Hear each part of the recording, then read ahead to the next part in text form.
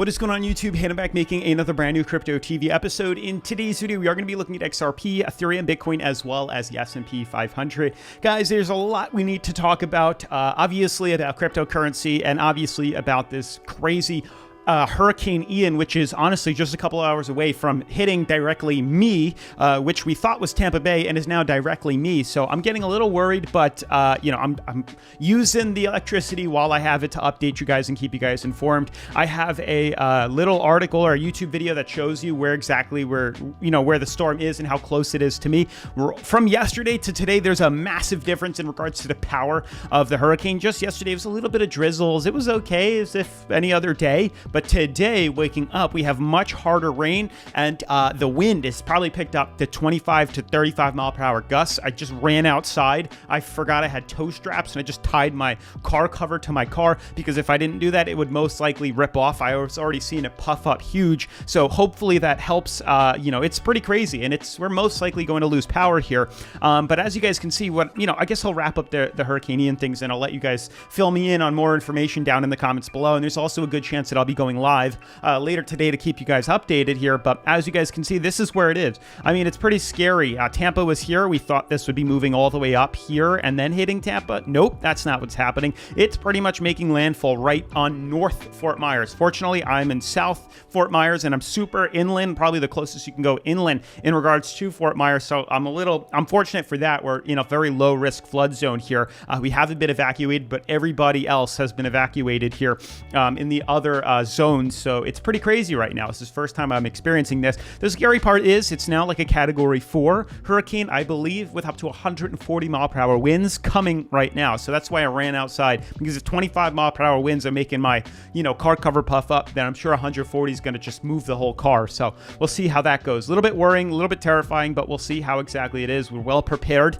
but crazy stuff coming. Otherwise, we are going to be looking at this descending fractal, or this symmetrical pennant flag, the bull flag, whatever you want to call it, that broke bearish here as expected. Ethereum's descending symmetrical fractal here, the descending pennant flag that broke bullish as expected. The opposites usually happen here. We fell into this bullish break, and we've now managed to reverse all the way back down to the downside here. You guys are pretty funny in your comments telling me that the bull run is not here, now it's a bear run, blah blah blah blah. Clearly you guys don't actually watch the videos fully through, because we said that that's pretty much the peak of the bull run, and we're moving stop losses up to lock in profits. So the people that know what I'm talking about know what I'm talking about. For those that just want to hate, go for it. But you can see we discussed clearly yesterday that if we take the mouth of the opening here, move it to where the breakout is, we pretty much hit our breakout. This is it. We hit where we needed to go. We said we move stop losses up very high to lock in profits here, but that's it. It's a 4-hour bull run. It's a 4-hour symmetrical triangle. We don't expect much to happen here. We also said there's mega resistance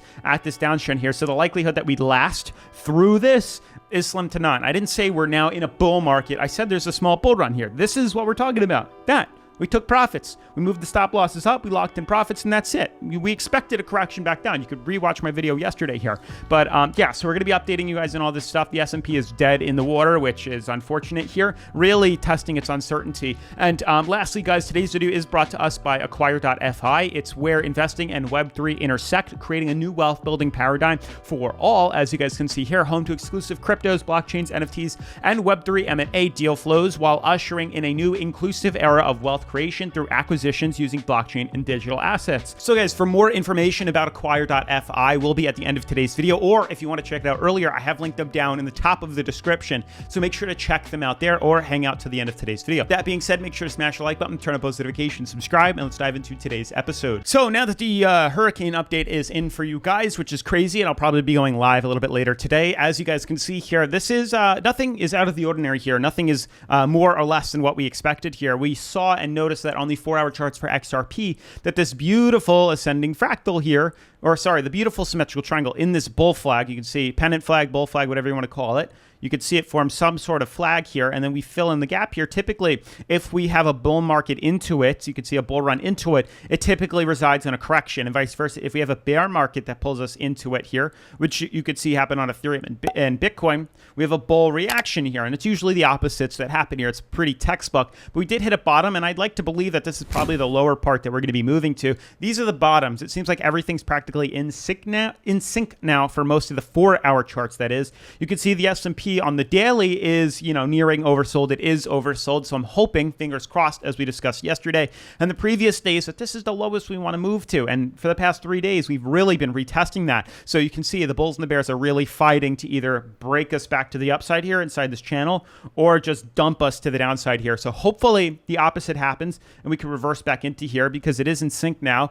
Being oversold, Bitcoin is now close to oversold, Ethereum's close, and XRP is close. I don't actually think they are if we jump to the daily here, but they are very close, which is good, but they are all near its bottom support, which is, it's warming to know that we're at that bottom level, but it's also, scary and risky being that we're so low, because that means, hey, there's a chance now that if we break through these mega supports, these crazy supports on these cryptos, we are going to react in a very negative way and we are going to dump massively to the downside, which is the scary part in all of this. And that's what you guys have to pay attention to.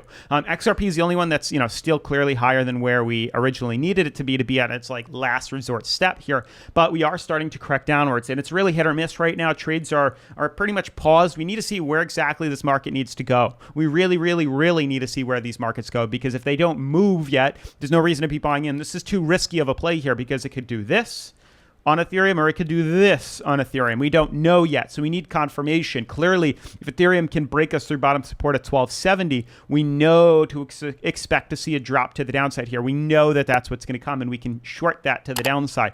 But with it just teeter-tottering like this, we have a 50-50 chance. It's not worth the risk on all these cryptos. Same thing with Bitcoin. The scary part is with Bitcoin, it is the same thing as Ethereum. We could either beautifully break up to 20.6, or just as easily as we did yesterday, we could easily dump to the downside here and fall to $13,000 to $10,000 very quickly. So it all kind of resides on supports here, and we've been testing it, cruising for a bruise in the past couple of days here. Lowest point we got us to was 18.1, 18.2. I think we closed at 18.3, almost 18.4 here. So that seems to be where the bottom support is, the lowest point that we've been able to do. You can see the bulls and the bears are continuing to battle this out. Same thing with yesterday. But we are just holding foot. So we need to see movement here because clearly nothing's happening. But we could easily close the daily lower and we can expect to see a major dump or a major run. Either one of the two are going to happen because we are running out of time here. And there's a good chance we could correct to the downside, which would really suck. But with the XRP or with the S&P charts too, to wrap up today's video, this is worrisome too because it's been 3 days now of correction. The past times we've been down here, you can see we typically were able to reverse out of it fairly quickly here. We had maybe 2 days or 1 day of retest, reverse, 1 day of retest, reverse. And then you can see in the past here, same thing. It's a pretty quick reversal to the upside. But we've had 3 days now of this consolidation. It's not looking too good. So the goal is that we reverse out of this. That would be the ideal movement. If we can, fingers crossed that we can reverse out of this to the upside here, then there's a very big chance the cryptocurrencies, XRP, Ethereum, Bitcoin, will follow suit and also reverse to the upside here, because if it doesn't, then we're in some trouble here. And I just want to pull back the 4-hour chart so we can see. You can see that XRP has found a support on its 4-hour. Ethereum has also found support for a little bit on its 4-hour, this bottom support line right here at 1270. And Bitcoin, you can see just as quickly as we rallied up, we rallied right back down. So you can see we're holding out pretty well right here. So hopefully we could just teeter-totter and stay above that and then reverse out of it. With that all being said, guys, I do want to talk more about Acquire.Fi with you. I want to give a huge shout out to Acquire.Fi for sponsoring today's episode. As with all cryptocurrency projects, please do your own research and never invest anything you can't afford to lose. So guys, Acquire is where investing and Web3 intersect, creating new wealth building models for all. Now, Acquire.Fi believes they will be one of the most exciting and innovative blockchain-based financial platforms out there. Their mission is to be a home to exclusive crypto, blockchain, NFT, and Web3 M&A deal flows, while ushering in a new inclusive era of wealth creation through acquisitions using blockchain and digital assets. You see, Acquire.Fi will enable motivated sellers to sell their assets and help investors to diversify their portfolios with carefully vetted crypto companies and IP. Cryptocurrencies, blockchains, NFTs, and Web3 M&As, which is mergers and acquisitions, deal flows, are just some of the investors' benefits of this innovative project. There's Their journey is fascinating, and Acquire.Fi was born from native crypto M&A alpha, deals that originate as private discussions amongst advisors and their networks about exiting founders of crypto companies and the owners of IP who want to liquidate. M&A began organically by Acquire.Fi founders offering exclusive deal flows to elite investors in their private network. Now, original deals were generated by helping friends liquidate crypto companies and IP, and helping investors acquire the type of tech company or IP they were looking for by combining unparalleled reach within the Web3 niche and exclusive alpha. Now, Acquire.Fi will introduce a variety of innovative wealth building possibilities for cryptocurrency investors with various backgrounds and aims. Now, expect to see vetted deals, exclusive M&A opportunities, investment pools, buyer support, and even Web3 business valuation services. You see, the problem that occurs in the M&A, Web3, blockchain, and DeFi universes are still pretty visible. For instance, before Acquire.Fi, there was no platform where you could view and research Web3, crypto, blockchains, NFTs, and DeFi companies or IPs which are for sale.